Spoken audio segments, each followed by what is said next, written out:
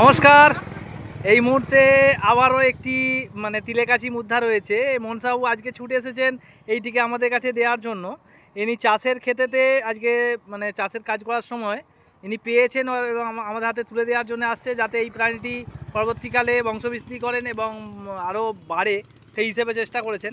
আচ্ছা, ওনার মুখ থেকে কিছু জেনে নেবো। দাদা, কোথা থেকে পেয়েছেন এটা? আমরা ধান খেতে কাজ করি, ধান ক্ষেত থেকে পেয়েছি, ওখানে আলগাতে বসছিল, আচ্ছা আচ্ছা এই জন্য ধরে নিচ্ছি। আপনার খবর পেয়েছিলাম বলে আপনাকে দিতে আসছি। আচ্ছা, অবশ্যই খুব এইটাই দরকার। সর্বত্র মানুষ, আপনারা যে এতদিনে সবাই বুঝতে পেরেছেন বা আপনারা হাতে হাতে এগিয়ে আসছেন, এটা আমাদের কাছে অনেকটা পাওয়া। যে আপনারাও বুঝছেন যে সবাইকে বোঝাবেন যে এইগুলোকে আর খেয়ে ফেলা জিনিস নয়, এগুলোকে বাঁচাতে হবে।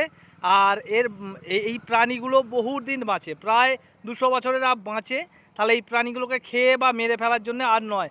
এই দাদাকে অসংখ্য ধন্যবাদ এই আবারও এই মহৎ কাজের জন্য এগিয়ে আসার জন্য। ধন্যবাদ সকলকে।